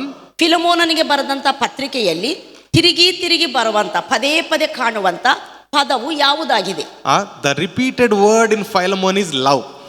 ತಿರುಗಿ ಕಾಣುವಂತ ಪದ ಫಿಲೋಮೋನನ ಪತ್ರಿಕೆಯಲ್ಲಿ ಪ್ರೀತಿ ಎಂಬ ಪದವಾಗಿದೆ. Okay, so love is the word that keeps on repeating in Philemon. ಅಲ್ಲಿ ಪ್ರೀತಿ ಎಂಬುವಂತ ಪದವು ತಿರುಗಿ ರಿಪೀಟ್ ಆಗಿ ಆ ಪತ್ರಿಕೆಯಲ್ಲಿ ಕಾಣುವಂತದ್ದಾಗಿದೆ. Okay, so that's why we know the letter is about love. ಆದ್ರಿಂದ ನಮಗೆ ಗೊತ್ತಾಗ್ತದೆ ಆ ಪತ್ರಿಕೆ ಪ್ರೀತಿಯ ಕುರಿತು ಬರೆಯಲ್ಪಟ್ಟಿದೆ ಎಂಬುದಾಗಿ. Okay, what is the you can see on the screen what is the words that are repeating, what are the phrases that are repeating, what is the idea that is repeating, what is the theme that is always repeating. ಅಲ್ಲಿರುವಂತ ಮತ್ತು ಯಾವ ಪದಗಳು ತಿರುಗಿ repeat ಆಗ್ತಿದ್ದಾವೆ, ಯಾವ ನುಡಿಕಟ್ಟುಗಳು repeat ಆಗ್ತಿದ್ದಾವೆ, ಯಾವ ಕಲ್ಪನೆಗಳು repeat ಆಗ್ತಿದ್ದಾವೆ, ಯಾವ ವಿಷಯ ಅಲ್ಲಿ ಯಾವ ಸಬ್ಜೆಕ್ಟ್ ರಿಪೀಟ್ ಆಗ್ತಾ ಇದೆ ಎಂಬುದನ್ನು ಗಮನಿಸಬೇಕು. So when you observe that, you know this letter is about this. ಆಗ ಈ ರೀತಿ ನಾವು ಗಮನಿಸಿ ಓದುವಾಗ ಆ ಒಂದು ಪತ್ರಿಕೆ ಯಾವುದಕ್ಕಾಗಿ ಬರೆಯಲ್ಪಟ್ಟಿದೆ ಎಂಬುದು ನಮಗೆ ಸ್ಪಷ್ಟವಾಗ್ತದೆ. The second thing is to find out the key words. ಎರಡನೇ ಸಂಗತಿ ಏನಂದ್ರೆ ನಾವು ಓದುವಂತ ಸತ್ಯವೇದದ ಭಾಗದಲ್ಲಿ ಮುಖ್ಯವಾದ ವಿಷಯ ಯಾವುದು, ಮುಖ್ಯವಾದ ವಚನ ಯಾವುದು ಎಂಬುದಾಗಿ ನಾವು ತಿಳಿಯಬೇಕು. You have to find out what is the key verse that is in that chapter or in the letter. ನಾವು ಓದುವಂತ ಅಧ್ಯಾಯದಲ್ಲಾಗಲಿ ಅಥವಾ ಒಂದು ಪುಸ್ತಕ, ಒಂದು ಪತ್ರಿಕೆಯಲ್ಲಾಗಲಿ ಅಲ್ಲಿ ಮೂಲವಾದಂತ ವಚನ, ತಿರುಗಿ ಕಾಣುವಂತ ಮುಖ್ಯವಾದ ವಚನ ಯಾವುದೆಂಬುದಾಗಿ ನಾವು ತಿಳಿಯಬೇಕು. In Philemon, the key verse is Paul is asking Philemon to take back Onesimus. ಅಲ್ಲಿ ಫಿಲೋಮೋನಿನ ಪತ್ರಿಕೆಯಲ್ಲಿ ಮುಖ್ಯವಾದ ವಚನ ಯಾವುದಂತೆ ಒನೇಸಿಮನನ್ನು ತಿರುಗಿ ಸೇರಿಸಿಕೋ ಎಂಬುದಾಗಿ ಫಿಲೋಮೋನಿಗೆ ಹೇಳುವಂತ ಸಂಗತಿಯೇ ಮುಖ್ಯವಾದ ವಚನವಾಗಿದೆ. That's it, that is the letter about. ಅದರ ಕುರಿತಾಗಿ ತಾನೇ ಆ ಪತ್ರಿಕೆ ಎಲ್ಲ ಬರೆದಿರುವಂತದ್ದು. So about that only he is writing so many things he wrote, but the main point is you take Onesimus. ಒನೇಸಿಮನನ್ನು ತಿರುಗಿ ಸೇರಿಸಿಕೊಳ್ಳಬೇಕೆಂಬುದಾಗಿಯೇ ಫಿಲೋಮೋನಿಗೆ ಆ ಪತ್ರಿಕೆಯೆಲ್ಲ ಬರೆದಿದ್ದಾನೆ. ಅದರ ನಿಮಿತ್ತ ಅನೇಕ ಸಂಗತಿಗಳಲ್ಲಿ ಬರೆಯಲ್ಪಟ್ಟಿರುವಂತವಾಗಿದ್ದಾವೆ. Okay, praise the Lord. Praise the Lord. Yeah. The third thing is, who are the main characters? ಅಷ್ಟು ಮಾತ್ರವಲ್ಲ, ನಾವು ಓದುವ ಸತ್ಯವೇದದ ಭಾಗದಲ್ಲಿ ಮುಖ್ಯವಾದ ಜನರು ಯಾರಿದ್ದಾರೆ. Okay. ಎಂಬುದಾಗಿ ಪಾತ್ರಗಳು ಯಾವುದು ಎಂಬುದಾಗಿ ನಾವು ನೋಡಬೇಕು. Who wrote this? To whom it was written? ಇದು ಯಾರು ಬರೆದಿದ್ದಾರೆ, ಯಾರಿಗೆ ಬರೆದಿದ್ದಾರೆ, ಇದನ್ನು ಸಹ ನಾವು ಗಮನಿಸಬೇಕು. And who are the main characters in this letter? ಅಷ್ಟು ಮಾತ್ರವಲ್ಲ, ಆ ಒಂದು ಪತ್ರಿಕೆಯಲ್ಲಿ ಆ ಭಾಗದಲ್ಲಿ ಮುಖ್ಯವಾದ ಪಾತ್ರಗಳು ಅಂದ್ರೆ ಜನರು ಯಾರಿದ್ದಾರೆ ಎಂಬುದನ್ನು ಗಮನಿಸಬೇಕು. Who wrote Philemon? ಫಿಲೋಮೋನನ ಪತ್ರಿಕೆಯನ್ನು ಯಾರು ಬರೆದಿದ್ದಾರೆ? Apostle Paul. ಅಪೊಸ್ತಲನಾದ ಪೌಲನು. To whom he wrote? ಯಾರಿಗೆ ಬರೆದಿದ್ದಾರೆ? To Philemon. ಫಿಲೋಮೋನನಿಗೆ. Who is the main character? ಅದರಲ್ಲಿರುವಂತ ಮುಖ್ಯವಾದ ಪಾತ್ರ ಯಾರು? Philemon. ಫಿಲೋಮೋನ, Onesimus. ಒನೇಸಿಮಸ್. Right? These two are the main characters. ಇವರಿಬ್ಬರು ಅಲ್ಲಿ ಮುಖ್ಯ ಪಾತ್ರಗಳಾಗಿರ್ತಾರೆ. So like that you have to find out who are the main characters in this. ಹೀಗೆ ಆ ಒಂದು ಭಾಗದಲ್ಲಿ ಯಾರು ಮುಖ್ಯವಾದ ಪಾತ್ರಗಳೆಂಬುದಾಗಿ ನಾವು ತಿಳಿಯಬೇಕು. Okay. The fourth thing is to ask the question, when was it written? ನಾಲ್ಕನೇ ಒಂದು ಪ್ರಶ್ನೆ ಏನಂದ್ರೆ, ಯಾವಾಗ ಈ ಒಂದು ಭಾಗ ಬರೆಯಲ್ಪಟ್ಟಿದೆ ಎಂಬುದಾಗಿ. When you ask the question, when was it written? ಇದು ಯಾವಾಗ ಬರೆಯಲ್ಪಟ್ಟಿದೆ ಎಂಬುದಾಗಿ ಪ್ರಶ್ನೆ ನಿಮಗೆ You will understand what is the situation there. ಆಗ ಅಲ್ಲಿರುವಂತ ಪರಿಸ್ಥಿತಿ ಏನೋ ನಮಗೆ ಅರ್ಥವಾಗ್ತದೆ. For example, ಉದಾಹರಣೆಗೆ in Corinthians, in Titus and Timothy letters, ತಿಮೋತಿ, ತೀತ ಮತ್ತು ಕೊರಂತಿ ಪತ್ರಿಕೆಗಳು, only in these three letters in the New Testament, Paul especially writes some rules for the women. ಈ ಮೂರು ಪತ್ರಿಕೆಗಳಲ್ಲಿ ಮಾತ್ರ ಪೌಲನು ಸ್ತ್ರೀಯರಿಗೆ ಕೆಲವು ನಿಯಮಗಳನ್ನು ಆತನು ಹೇಳಿದ್ದಾನೆ. ಇನ್ನೆಲ್ಲೂ ಇಲ್ಲ. ಇನ್ನು ಎಲ್ಲೂ ಯಾವ ಪತ್ರಿಕೆಯಲ್ಲೂ ಸಹ ಈ ಸಂಗತಿಗಳು ಹೇಳಲಿಲ್ಲ. That means that very strong rules. ಅದು ಸಹ ಸ್ತ್ರೀಯರಿಗೆ ಬಹಳ ನಿಖರವಾಗಿ ಸ್ಟ್ರಾಂಗ್ ಆಗಿ ಆತನ ನಿಯಮಗಳನ್ನು ಹೇಳಿದ್ದಾನೆ. I will not allow women to speak in the church. ಸ್ತ್ರೀಯರು ಸಭೆಯಲ್ಲಿ ಮಾತನಾಡುವುದಕ್ಕೆ ನಾನು ಅಲೌ ಮಾಡುವುದಿಲ್ಲ. Or one woman should not dominate the man or the husband. ಆ ಒಂದು ಸ್ತ್ರೀ ಒಂದು ಪುರುಷನನ್ನು ಅಥವಾ ತನ್ನ ಗಂಡನನ್ನು ಮತ್ತು ಅಧಿಗಮಿಸಲಿಕ್ಕೆ ನಾನು ಬಿಡುವುದಿಲ್ಲ. You women, you better stay silent. ನೀವು ಸ್ತ್ರೀಯರು ನೀವು ಸುಮ್ಮನಿದ್ದರೆ ಒಳ್ಳೆಯದು. ನಿಮ್ಗೆ ಬರ್ತದೆ. So why he is writing like that? ಯಾಕೆ ಪೌಲನ ಹಾಗೆ ಬರೆದಿದ್ದಾರೆ? ಇನ್ನೆಲ್ಲೂ ಇಲ್ಲ. It's not there anywhere else. ಆ ಮೂರು ಪತ್ರಿಕೆಗಳಲ್ಲಿ ಬಿಟ್ಟರೆ ಬೇರೆ ಯಾವ ಪತ್ರಿಕೆಯಲ್ಲಿ ಈ ಸಂಗತಿಗಳನ್ನು ಆತನು ಬರೆಯಲಿಲ್ಲ. Is there anywhere else like that? ಎಲ್ಲಾದ್ರೂ ಹಾಗೆ ಉಂಟಾ? ಬೇರೆ As far as I know, it is not there. ನನಗೆ ಗೊತ್ತಿರೋ ಪ್ರಕಾರ ಬೇರೆ ಎಲ್ಲೂ ಸಹ ಇಲ್ಲ. Because in the areas of Ephesus, Creta and this Corinth, ಎಫೆಸ ಪಟ್ಟಣ, ಕ್ರೇತ ಪಟ್ಟಣ ಮತ್ತು ಕೊರಿಂಥ ಪಟ್ಟಣ, right? So in these areas there were temple prostitutes. ಅಲ್ಲಿ ಆ ಜಾಗಗಳಲ್ಲಿ ಆ ಪ್ರಾಂತ್ಯಗಳಲ್ಲಿ ಆ ದೇವಸ್ಥಾನಗಳಿಗೆ ದೇವದಾಸಿಯರು ಇರುವಂತ ಸ್ಥಳಗಳದಾಗಿತ್ತು. And they were all the worshippers of Artemis. ಅವರೆಲ್ಲರೂ ಅರ್ತಿಮಾದೇವಿಯನ್ನು ಆರಾಧಿಸುವಂತ ವ್ಯಕ್ತಿಗಳಾಗಿದ್ದರು. And the way they behave is completely different. ಅಲ್ಲಿರುವಂತ ಜನರ ಒಂದು ಪ್ರವರ್ತನೆ ಕಂಪ್ಲೀಟ್ ಆಗಿ ಬೇರೆ ಜನರಿಗಿಂತ ವ್ಯತ್ಯಾಸವಾಗಿತ್ತು. So when they came to church also they were behaving like that. ಅವರು ಒಂದು ವೇಳೆ ಸಭೆ ಒಳಗಡೆ ಬಂದರೂ ಸಹ ಅವರು ಅದೇ ರೀತಿಯಲ್ಲಿ ವ್ಯವಹರಿಸುವಂತವರಾಗಿರ್ತಾರೆ. All sitting at the back and talking. ಅವರೆಲ್ಲರೂ ಹಿಂದೆ ಕೂತ್ಕೊಂಡವರಾಗಿ ಮಾತಾಡಲಿಕ್ಕೆ ಪ್ರಾರಂಭಿಸ್ತಾರೆ. ಮಕ್ಕಳು ಓಡಿದ್ರೇನೆ ನಮಗೆ ಆಗುದಿಲ್ಲ. ನಾನು ಸ್ಪೀಚಿಂಗ್ ಮಾಡುವಾಗ ಮಕ್ಕಳು ಓಡ್ತಾ ಇರುವಾಗ ತುಂಬಾ ಇರಿಟೇಷನ್ ಆಗ್ತದೆ, ರೈಟ್? ನಮಗೆ ಮಕ್ಕಳಲ್ಲಿ ಓಡ್ತಾ ಇದ್ರೇನೆ ನಮಗೆ ಸಾಧ್ಯವಾಗುವುದಿಲ್ಲ. No, Paul is preaching, everybody is talking there behind. ಪೌಲ ಮಾತಾಡ್ತಿರುವಾಗ ಎಲ್ಲ ಹೆಂಗಸರೆಲ್ಲ ಸೇರಿ ಹಿಂದೆ ಮಾತನಾಡ್ತಿದ್ರೆ ಹೇಗಿರ್ಬೋದು? See, that's why he's writing strong rule. You woman, you can't speak here.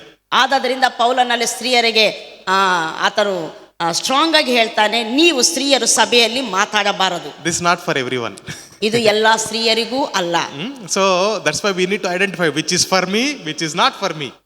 ನಾವು ಅನ್ವಯಿಸಿಕೊಳ್ಳುವಾಗ ಜಾಗೃತಿಯಾಗಿರಬೇಕು. ಅದು ನಮಗೆ ಬರೆಯಲ್ಪಟ್ಟಿದೆಯಾ ಅಥವಾ ಎಲ್ಲರಿಗೂ ಬರೆಯಲ್ಪಟ್ಟಿದೆಯಾ, ನಮಗೆ ಅಲ್ಲ ಇರುವಂತಹ ಸಂಗತಿಗಳಿದ್ದಾವ ಎಂಬುದಾಗಿ. So when was it written and where was it written are the very two important questions. ಯಾವಾಗ ಬರೆದಿದ್ದಾರೆ, ಎಲ್ಲಿ ಬರೆದಿದ್ದಾರೆ ಎಂಬುವಂಥದ್ದು ಇದರ ನಿಮಿತ್ತ ಬಹಳ ಪ್ರಾಮುಖ್ಯವಾದ ಸಂಗತಿಗಳಾಗಿದ್ದಾವೆ. And you have to find out the contrasting words. ಅಷ್ಟು ಮಾತ್ರವಲ್ಲ, ವ್ಯತ್ಯಾಸ ಇರುವಂತ ವಚನಗಳನ್ನು ನಾವು ಕಂಡುಹಿಡಿಯಬೇಕು. So contrasting words, for example, ವಚನಗಳಲ್ಲಿ ವ್ಯತ್ಯಾಸವಿರ್ತೈತೆ. ಉದಾಹರಣೆಗೆ, with one man's sin came death to the world, but with one man's obedience came righteousness and eternal life. ನಾವೊಂದು ಉದಾಹರಣೆ ನಾವು ನೋಡ್ತೇವೆ. ಒಬ್ಬನ ಪಾಪದಿಂದ ಮರಣವು ಲೋಕದೊಳಗೆ ಎಲ್ಲರ ಮೇಲೆ ಆಳ್ವಿಕೆ ಮಾಡಿತೆಂಬುದಾಗಿ. ಅದೇ ಒಬ್ಬನ ವಿಧೇಯತದಿಂದ ಎಲ್ಲರೂ ನೀತಿವಂತರಾದರು. ನೀತಿವಂತಿಕೆ ಭೂಲೋಕಕ್ಕೆ ಬಂತು, ನಿತ್ಯ ಜೀವವು ಕೊಡಲ್ಪಟ್ಟಿದೆ. So these are the contrasting things, opposite things. ಇದು ಒಂದಕ್ಕೊಂದು ವ್ಯತಿರೇಕವಾಗಿರುವಂತ ವಚನಗಳಾಗಿರ್ತವೆ. So these will help you to understand the meaning deeply. ಈ ಒಂದು ಸಂಗತಿಗಳನ್ನು ನಾವು ಆಳವಾಗಿ ಅರ್ಥ ಮಾಡಿಕೊಳ್ಳಬೇಕಾದ ಅಗತ್ಯತೆ ಇದೆ. And the seventh one is comparison. ಮತ್ತೆ ಇನ್ನೊಂದು ಸಂಗತಿ ವ್ಯತ್ಯಾಸ, ಅದ ನಂತರ 7ನೇ ಸಂಗತಿ ಬಂದುಬಿಟ್ಟು ಹೋಲಿಕೆ. Okay, so that's what I gave one example. Now it's also comparison. ನಾವು ಈಗಾಗಲೇ ಉದಾಹರಣೆ ಕೊಟ್ಟೆ, ಅದು ಒಂದು ಹೋಲಿಕೆ ಸಹ There's the ಇರ್ತದೆ. comparison between Adam and Jesus. ಆ ಹೋಲಿಕೆ ಯೇಸು ಮತ್ತು ಆದಾಮನು ಮತ್ತು ಯೇಸು ಕ್ರಿಸ್ತನ ಮಧ್ಯದಲ್ಲಿರುವಂತಹ ಹೋಲಿಕೆಯನ್ನು ಸಹ ನಾವು ಗಮನಿಸಬೇಕು. So for example, if you take Daniel or Revelation chapter 12, 13 and all that, Daniel chapter 11, all that if you read, ದಾನಿಯೇಲನ ಪುಸ್ತಕ 11, ಪ್ರಕಟಣೆ ಗ್ರಂಥ 12, 13 ಈ ಅಧ್ಯಾಯಗಳ ಅನ್ನು ನಾವು ನೋಡುವಾಗ there are some explanations that are too much for us to understand. ಅಲ್ಲಿರುವಂತ ವಿವರಣೆಗಳು ನಮಗೆ ಅರ್ಥ ಮಾಡಿಕೊಳ್ಳಿಕ್ಕೆ ಬಹಳ ದೊಡ್ಡದಾದ ಸಂಗತಿಗಳಾಗಿರ್ತವೆ. Okay, but these are comparisons. ಅದರ ಮಧ್ಯದಲ್ಲಿ ಒಂದು ಹೋಲಿಕೆಗಳಿರುವಂತವಾಗಿರ್ತವೆ. He says, I saw one ram coming and hitting. ಒಂದು ಹೋತ ಮತ್ತು ಇನ್ನೊಂದನ್ನು ತಿವಿತ It came and hit and destroyed, he says. ಅದನ್ನು ಹೊಡೆದು ನಾಶ ಮಾಡಿತು ಎಂಬುದಾಗಿ ನಾವು ನೋಡ್ತೇವೆ. So it's a comparison. He's comparing the nation that is to come to a ram or to a beast. ಹೋತವಾದ ರೂಪದಲ್ಲಿ ಮುಂದೆ ಬರುವಂತ ರಾಜ್ಯದ ಕುರಿತು ಅದು ಮಾತಾಡುವಂತದ್ದಾಗಿರ್ತದೆ. Okay, like that comparisons are given. ಈ ರೀತಿ ಹೋಲಿಕೆಗಳು ದೇವರ ವಾಕ್ಯ ಬೇರೆ ಯಾವುದೋ ಒಂದು ಸಂಗತಿಯನ್ನು ಹೋಲಿಕೆ ಮಾಡಿ ಮಾತಾಡುವಂತದ್ದಾಗಿರ್ತದೆ. If you don't understand the comparison, you may think that this is some science fiction movie. ಒಂದು ವೇಳೆ ದೇವರ ವಾಕ್ಯ ಯಾವುದನ್ನು ಸೂಚಿಸುತ್ತದೆ, ಯಾವುದನ್ನು ಹೋಲುತ್ತದೆ ಎಂಬುದಾಗಿ ನಮಗೆ ಅರ್ಥವಾಗದಿದ್ದರೆ ನಾವೊಂದು ಯಾವ movie, science fiction movie. Anyway, so the next one is commands. What are the commands that are there? ಇನ್ನು ಸತ್ಯವೇದದಲ್ಲಿ ಏನೆಲ್ಲ ನಾವು ಓದುವಂತ ಭಾಗದಲ್ಲಿ ಏನೆಲ್ಲ ಆಜ್ಞೆಗಳಿದ್ದಾವೆ ಎಂಬುದಾಗಿ ಸಹ ನಾವು ಗಮನಿಸಬೇಕು. Okay, there are certain commands given. ಕೆಲವು ಭಾಗಗಳಲ್ಲಿ ಕೆಲವು ಆಜ್ಞೆಗಳು ಕೊಡಲ್ಪಟ್ಟಿರುವಂತವಾಗಿರ್ತವೆ. And ninth one is conditional statements. ಅಷ್ಟು ಮಾತ್ರವಲ್ಲ, ನಿಯಮಗಳು ನಿಬಂಧನೆಗಳು ಸಹ ಕೊಡಲ್ಪಟ್ಟಿರುವಂತವಾಗಿರ್ತವೆ. Okay, the 10th one is connectives. ಸಂಬಂಧಗಳು, ಒಂದಕ್ಕೊಂದಕ್ಕಿರುವಂತಹ ಸಂಬಂಧದ ಬಗ್ಗೆ ಸಹ ಬರೆಯಲ್ಪಟ್ಟಿರುವಂತದ್ದಾಗಿರುತ್ತೆ. For example, if the verse is starting with therefore or for it is written, if it says like this, ನೋಡಿ, ಆದದರಿಂದ ಹೀಗೆ ಆದಲ್ಲಿ ಅಂತ ಹೇಳುವಾಗ ಮೇಲೆ ವಚನಕ್ಕೂ ಕೆಳಗಡೆ ವಚನಕ್ಕೂ ಸಂಬಂಧ ಇರುವಂತದ್ದಾಗಿರ್ತದೆ. right? So this is grammar. ಇದು ವ್ಯಾಕರಣ. So grammar also you have to check. ನಾವು ಸತ್ಯವೇದ ಅಧ್ಯಯನ ಮಾಡುವಾಗ ಅಲ್ಲಿರುವಂತ ವ್ಯಾಕರಣವನ್ನು ಸಹ ಗಮನಿಸಬೇಕು. So you simply can't quote saying that therefore. No, before that what is written? That's why he is saying therefore. ನಾವು ಸುಮ್ಮನೆ ಆದದರಿಂದ ಎಂಬುದಾಗಿ ಓದಬಾರ್ದು. ಆದದರಿಂದ ಅಂದ್ರೆ ಏನಾಗಿದೆ ಎಂಬುದಾಗಿ ಅದಕ್ಕಿಂತ ಮುಂಚೆ ಇರುವಂತಹ ವಚನಗಳನ್ನು ಸಹ ನಾವು ಗಮನಿಸಬೇಕು. Okay, let's see 6 more things and then we'll conclude. Okay, ನಾವಿನ್ನೂ ಒಂದು 6 ಸಂಗತಿಗಳನ್ನು ನೋಡಿಕೊಂಡು ನಾವು ಮುಗಿಸಿಕೊಳ್ಳೋಣ. What is the atmosphere? What is the mood? ಅಲ್ಲಿರುವಂತ ವಾತಾವರಣ, ಅಲ್ಲಿರುವಂತ ಒಂದು ಮೂಡ್, Emotions. ಅಲ್ಲಿರುವಂತ ಭಾವನೆಗಳು ಏನು ಎಂಬುದಾಗಿ ಸಹ ನಾವು ಗಮನಿಸಬೇಕು. In certain ways Paul expresses anger. ಕೆಲವು ಭಾಗಗಳಲ್ಲಿ ಪೌಲನು ಕೋಪವನ್ನು ವ್ಯಕ್ತಪಡಿಸ್ತಾನೆ. We see in the Jesus story, in the Gospels, we see certain places Jesus was very angry. ಸುವಾರ್ತೆಗಳಲ್ಲಿ ನೋಡುವಾಗ ಯೇಸು ಸ್ವಾಮಿ ಕೆಲವು ಭಾಗಗಳಲ್ಲಿ ಬಹಳ ಕೋಪಗೊಳ್ತಾನೆ. Certain places he was moved with compassion. ಕೆಲವು ಭಾಗಗಳಲ್ಲಿ ಯೇಸು ಕ್ರಿಸ್ತನು ಕನಿಕರದಿಂದ ಮರಗಿದ ಹಾಗೆ ಸಹ ನಾವು ನೋಡ್ತೇವೆ. Right, in one place he wept also, it says.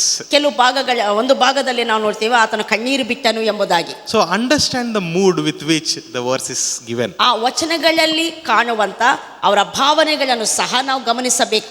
Okay, ಇದೆಲ್ಲ ನೀವು ನೋಡುವಾಗ you may think that ತುಂಬಾ lot of things are there, but when we are reading Philemon you will understand everything. ನಾವು ಇದನ್ನೆಲ್ಲ ಹೇಳುವಾಗಪ್ಪ ಈ ಸತ್ಯವೇದ ಅಧ್ಯಯನ ಮಾಡಲಿಕ್ಕೆ ತುಂಬಾ ಕಷ್ಟ ಉಂಟಂತ ಅನಿಸ್ತೈತೆ. ಹಾಗೆ ಏನಿಲ್ಲ, ನಾವು ಫಿಲೋಮೋನನ ಪತ್ರಿಕೆಯನ್ನು ನಾವು ಮುಂದಿನ ವಾರಗಳೆಲ್ಲ ಧ್ಯಾನ ಮಾಡ್ಲಿಕ್ಕೆ ಹೋಗ್ತೇವೆ. ಆಗ ಅದು ಎಷ್ಟು ಸುಲಭವೋ ನಿಮಗೆ ಅರ್ಥವಾಗ್ತದೆ. So today I am just explaining. Next week we will practice it. It will be easy. ನಾನು ಜಸ್ಟ್ ಇದನ್ನು ವಿವರಿಸ್ತಾ ಇದ್ದೇನೆ. ಆದರೆ ನಾವು ಪ್ರಯೋಗಾತ್ಮಕವಾಗಿ ಪ್ರಾಕ್ಟಿಕಲ್ ಆಗಿ ಅದನ್ನು ಧ್ಯಾನ ಮಾಡುವಾಗ ನಿಮಗೆ ಅದು ಈಸಿಯಾಗಿ ಕಂಡು ಬರುವಂತದ್ದಾಗಿರ್ತದೆ. 12th one, figure of speech, also grammar. It's also a part of grammar. 12ನೇ ಸಂಗತಿ ಭಾಷಣದ ವ್ಯಾಕರಣ ಎಂಬುದಾಗಿ. Okay, and the lists are given, genealogy list or list of people or list of places, like that. ಅಷ್ಟು ಮಾತ್ರವಲ್ಲ, ಸತ್ಯವೇದದಲ್ಲಿ ಕೆಲವು ಭಾಗಗಳಲ್ಲಿ ಪಟ್ಟಿಗಳು, ವಂಶಾವಳಿಯ ಪಟ್ಟಿ, ಆಯಾ ಪಟ್ಟಿಗಳನ್ನು ಸಹ ನಾವು ನೋಡುವಂತವರಾಗಿರ್ತೇವೆ. Okay, and emphatic statements and progressions. ಮತ್ತಷ್ಟು ಮಾತ್ರವಲ್ಲ, ವಿವರಣೆಗಳು, ಒತ್ತಿ ಹೇಳುವಂತ ಕೆಲವು ಪದಗಳನ್ನು ಒತ್ತಿ ಹೇಳ್ತಾರೆ, ಆ ಸಂಗತಿಗಳನ್ನು ಗಮನಿಸಬೇಕು. ಮತ್ತು ಪ್ರಗತಿ, ಆ ಒಂದು ವಾಕ್ಯ ಭಾಗ ಯಾವುದಕ್ಕೆ ನಮ್ಮನ್ನು ಕರ್ಕೊಂಡು ಹೋಗ್ತೈತೆ ಎಂಬ ಪ್ರಗತಿಯನ್ನು ಸಹ ನಾವು ಗಮನಿಸಬೇಕು. Okay, praise the Lord. How the events are progressing, that's what it shows. ಹೇಗೆ ಪರಿಸ್ಥಿತಿಗಳು ಅಥವಾ ಅಲ್ಲಿರುವಂತಹ ಸಂಗತಿಗಳು, ಸಂದರ್ಭಗಳು ಹೇಗೆ ಮುಂದಕ್ಕೆ ಹೋಗ್ತವೆ ಎಂಬುದಾಗಿ ನಾವು ಗಮನಿಸಬೇಕು. Praise God. These are the 16 questions. ಇವು ಈ 16 ಪ್ರಶ್ನೆಗಳನ್ನು ನಾವು ಸತ್ಯವೇದ ಅಧ್ಯಯನ ಮಾಡುವಾಗ ನಾವು ಗಮನಿಸಬೇಕು. Okay, these 16 questions help you to understand the Bible in a deeper way, very deeper way. ಈ 16 ಪ್ರಶ್ನೆಗಳನ್ನು ನಾವು ಹಾಕಿಕೊಂಡು ಸತ್ಯವೇದವನ್ನು ಅಧ್ಯಯನ ಮಾಡುವಂತದ್ದಾದ್ರೆ ಸತ್ಯವೇದ ಹೇಳುವಂತಹ ಸಂಗತಿಗಳನ್ನು ಆಳವಾಗಿ ತಿಳಿಯಲು ನಮಗೆ ಸಾಧ್ಯವಾಗ್ತದೆ. I will give you one small example in Philemon. ನಾನು ಫಿಲಮೋನಲ್ಲಿರುವಂತಹ ಒಂದು ಚಿಕ್ಕ ಉದಾಹರಣೆಯನ್ನು ಕೊಡ್ತೇನೆ. See, in the book of Philemon, only one page, right? It is only one page. ಈ ಒಂದು ಪತ್ರಿಕೆ ಕೇವಲ ಒಂದೇ ಪೇಜ್ ಅನ್ನು ಹೊಂದಿರುವಂತದ್ದಾಗಿದೆ. Okay, in the coming week you read that one page and come. Okay, ಬರೋವಾರ ನೀವು ಬರುವಾಗ ಆ ಒಂದು ಪೇಜ್ ಅನ್ನು ಅಂದ್ರೆ ಫಿಲೋಮೋನಿನ ಪತ್ರಿಕೆ, ಇಡೀ ಪತ್ರಿಕೆ ಅಂದ್ರೆ ಒಂದೇ ಪೇಜ್ ಇರೋದು, ಅದನ್ನು ಓದಿಕೊಂಡು ಬರಬೇಕೆಂಬುದಾಗಿ ಕೇಳಿಕೊಳ್ತೇನೆ. how many times you should read? ಎಷ್ಟು ಸಾರಿ ಓದಿ ಬರಬೇಕು? 3 times. Okay, when you read, try to observe these 16 things. ನೀವು ಓದುವಾಗ ಈ ಒಂದು 16 ಸಂಗತಿಗಳನ್ನು ಅಲ್ಲಿ ಗಮನಿಸುವುದಕ್ಕೆ ಪ್ರಯತ್ನ ಮಾಡಿರಿ. From Philemon you can at least bring 7 sermons. ನೀವು ಫಿಲಮೋನನ ಪತ್ರಿಕೆಯಿಂದ ನೀವು ಕನಿಷ್ಠ ಪಕ್ಷ 7 ಸಂದೇಶಗಳನ್ನು ಹೊರಗಡೆ ತರಬಹುದು. 7 sermons just from Philemon. ಫಿಲಮೋನನ ಪತ್ರಿಕೆಯಿಂದ ಮಾತ್ರ 7 ಸಂದೇಶಗಳನ್ನು ನಾವು ಮಾತನಾಡಬಹುದು. Okay, praise the Lord. Praise the Lord. Yeah, we'll see all that in the coming week. ಅದನ್ನೆಲ್ಲ ಬರುವ ವಾರದಲ್ಲಿ ನಾವು ನೋಡೋಣ. If you have any doubts you can ask or we'll pray. ನಿಮ್ಗೆ ಏನಾದರೂ ಪ್ರಶ್ನೆಗಳಿರುವಂಥದ್ದಾದರೆ ನೀವು ಕೇಳ್ಬೋದು, ನಾವು ಪ್ರಾರ್ಥಿಸ್ತೇವೆ. Any doubts you have? ಏನಾದರೂ ಪ್ರಶ್ನೆಗಳು ನಿಮಗಿದ್ದಾವ? Any general doubts or anything theological doubts? ಯಾವುದ ಸತ್ಯವೇದಕ್ಕೆ ಸಂಬಂಧಪಟ್ಟ ಪ್ರಶ್ನೆಗಳು ಅಥವಾ ಏನಾದರೂ ಸಾಮಾನ್ಯವಾದ ಪ್ರಶ್ನೆಗಳಿರುವಂಥದ್ದಾದರೂ ನೀವು ಕೇಳಬಹುದು. Doubt? ಅಂದರೆ ಪಾಸ್ಟ್ ಕೇಳೋದೇನೆಂದರೆ ಆ ಭಾಷೆಗಳಿಂದ ಈಗ ಡೈರೆಕ್ಟ್ ಟ್ರಾನ್ಸ್ಲೇಷನ್ಸು ಬೇರೆ ಇಂಗ್ಲೀಷ್ಗೆ ಹೋಗಿ ಮತ್ತೆ ಕನ್ನಡಕ್ಕೆ ಬಂದಿರುವಂಥದ್ದು, ಇದರಲ್ಲಿ ಈಗ ಟ್ರಾನ್ಸ್ಲೇಷನ್ ಆಗುವಾಗ ಸಹ ಸತ್ಯ ಎಲ್ಲಾದರೂ ವ್ಯತ್ಯಾಸವಾಗ್ತೈತಾ? Okay, very good question. Actually I wanted to explain this but I forgot. Thank you for asking this question. I want you all to download 3 Bible apps. Okay, ಈ ಬೈಬಲ್ ಇದು ಒಳ್ಳೆಯ ಪ್ರಶ್ನೆ ಆಗಿದೆ. ಇದನ್ನು ಖಂಡಿತವಾಗಿ ನಾವು ಇದರ ಉತ್ತರ ಹೇಳಲೇಬೇಕು. ಪ್ರಾರಂಭದಲ್ಲಿ ಹೇಳಬೇಕಂತಿದ್ದ ಮರ್ತು ಹೋಯಿತು. ಈ ಸತ್ಯವೇದವನ್ನು ನಾವು ಸರಿಯಾಗಿ ಅರ್ಥ ಮಾಡಿಕೊಳ್ಳಬೇಕಾದ್ರೆ ಅಂದರೆ ರೈಟ್ ಆಗಿ ಸತ್ಯವೇದ ಏನು ಹೇಳ್ತೈತೋ ಅಂಥ ವಾಕ್ಯಗಳನ್ನ ನಾವು ನೋಡಬೇಕಾದ್ರೆ 3 ಬೈಬಲ್ ಆ್ಯಪ್ಸ್ ಅನ್ನು ನಾವು ಡೌನ್ಲೋಡ್ ಮಾಡಿಕೊಳ್ಬೇಕಾಗುತ್ತೆ. Okay, parallel plus Bible app, parallel plus Bible app ಎಂಬುದಾಗಿ. Okay, in parallel plus Bible app you can, for word to word you can search the original translation and its meaning. ಈ parallel plus Bible app ಅಲ್ಲಿ UK ಅಲ್ಲಿ translation ಆಗಿದೆ. ಇದು word to word, ವಾಕ್ಯದಿಂದ ವಾಕ್ಯ, ಪ್ರತಿ ವಾಕ್ಯ ಸಹ ಮೂಲ ಭಾಷೆಯಿಂದ ಸತ್ಯವೇದ ಯಾವ ಭಾಷೆಯಲ್ಲಿ ಬರೆಯಲ್ಪಟ್ಟಿದೆ ಅಲ್ಲಿಂದ ಡೈರೆಕ್ಟ್ ಆಗಿ ತರ್ಜುಮಾ ಮಾಡಲ್ಪಟ್ಟಿರುವಂತದ್ದಾಗಿದೆ. Okay, the second one is Bible Hub. ಎರಡನೇ ಆ್ಯಪ್ ಬೈಬಲ್ ಹಬ್ ಎಂಬುವಂತ app. So here also you will get the translations like that. ಅಲ್ಲಿ ಸಹ ಮತ್ತು ಮೂಲ ಭಾಷೆಯಿಂದ ನೇರವಾಗಿ ಟ್ರಾನ್ಸ್ಲೇಷನ್ ಆಗಿರುವಂತ ತರ್ಜುಮಾ ದೊರಕುತ್ತದೆ. Also for every verse they will give that English translation also they will give.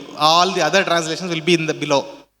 ಈ ಒಂದು ಬೈಬಲ್ ಹಬ್ ಅಂತ ಆ್ಯಪ್ ಅಲ್ಲಿ ಇಂಗ್ಲಿಷ್ ಟ್ರಾನ್ಸ್ಲೇಷನ್ ಇರ್ತೈತೆ, ಬೇರೆ ನಮಗೆ ಬೇಕಾದ ಭಾಷೆಗಳಲ್ಲಿ ಸಹ translation ಸಿಗುವಂತದ್ದಾಗಿರ್ತೈತೆ. So the third app is Logos Bible app. It's a very helpful Bible study platform.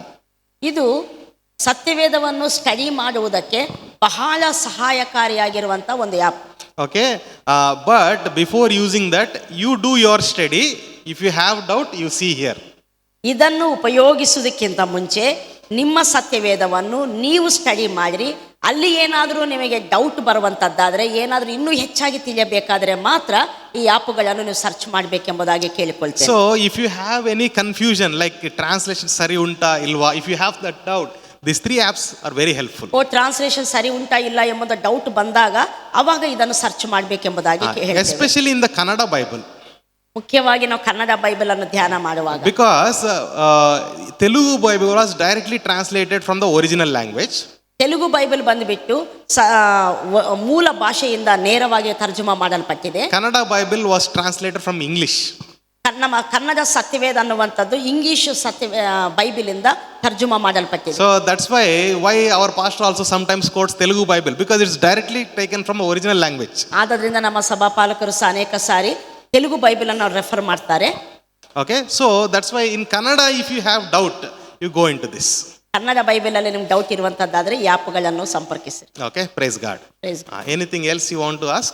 ಇನ್ನು ಏನಾದರೂ ಕೇಳಿಕ್ಕುಂಟಾ? One important thing in inductive Bible study method, this study you will not see in the internet, you will not ask anybody, you do by yourself. Okay, one rule. Inductive Bible ಸ್ಟಡಿಯಲ್ಲಿರುವಂಥ ಒಂದು ಮುಖ್ಯವಾದ ನಿಯಮ ಏನಂದರೆ, ನೀವು ಇಂಟರ್ನೆಟನ್ನು search ಮಾಡಬಾರ್ದು, ಯಾವುದೇ ಆ್ಯಪನ್ನು search ಮಾಡಬಾರ್ದು. ನಿಮ್ಮಷ್ಟಕ್ಕೆ ನೀವೇ ಪವಿತ್ರಾತ್ಮನ ಸಹಾಯದಿಂದ ನಿಮ್ಮ ಸತ್ಯವೇದವನ್ನು ಅಧ್ಯಯನ ಮಾಡಿ ತಿಳಿಯಬೇಕು. Okay, if you already have some idea, somebody had told you, then when you are reading only that idea will come. You cannot get anything else. ಒಂದು ವೇಳೆ ನಿಮಗೆ ಈಗಾಗಲೇ ಯಾರಾದರೂ ಹೇಳಿರುವಂಥ ಒಂದು ಐಡಿಯಾ, ತಿಳುವಳಿಕೆ ಸತ್ಯವೇದದ ಬಗ್ಗೆ ಇರುವಂಥದ್ದಾದರೆ ಓದುವಾಗ ಅದೇ ಐಡಿಯಾ ಬರ್ತದೆ, ಬೇರೆ ಏನು ಬರೋದಿಲ್ಲ. Okay, all right. ತುಂಬ ಆಸಕ್ತಿಕರವಾಗಿದೆ ಅಲ್ವಾ? ಇಂಟ್ರೆಸ್ಟಿಂಗ್ ಆಗಿದೆ ಉಂಟಾ ಇಲ್ವಾ? Praise the Lord. ದೇವರ ವಾಕ್ಯವು ಏನು ಹೇಳ್ತೈತೆ, ನಿಜಕ್ಕೂ ಏನು ಹೇಳ್ತೈತೆ ಎಂಬುವಂಥ ಸಂಗತಿಯನ್ನು ನಾವು ತಿಳಿಯಬೇಕಾದ್ರೆ ಸತ್ಯವೇದವನ್ನು ಬರೀ ಓದಿದರೆ ಸಾಕಾಗಲ್ಲ. ಏನು ಮಾಡಬೇಕು? ಅಧ್ಯಯನ ಮಾಡಬೇಕು. ಯಾವ ವಿಧಾನದಲ್ಲಿ ಅಧ್ಯಯನ ಮಾಡಬೇಕು? ಎರಡು ವಿಧಾನ ಇದ್ದಾವೆ, ಅನುಮಾನಾತ್ಮಕ ವಿಧಾನ, ಅನುಗಮನದ ವಿಧಾನ. ಯಾವ ವಿಧಾನದಲ್ಲಿ? Deductive or inductive?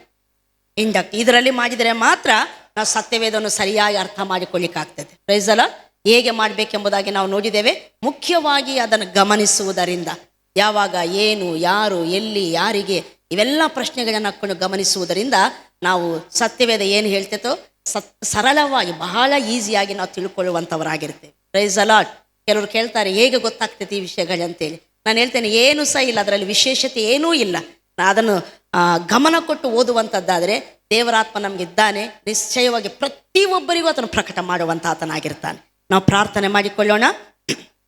ನಾವೆಲ್ಲರೂ ಕಣ್ಣುಗಳನ್ನು ಮುಚ್ಚಿಕೊಂಡು ನಾವು ಪ್ರಾರ್ಥನೆ ಮಾಡೋಣ. ಹಲ್ಲೆಲೂಯಾ, ಸ್ತೋತ್ರ ಸ್ವಾಮಿ.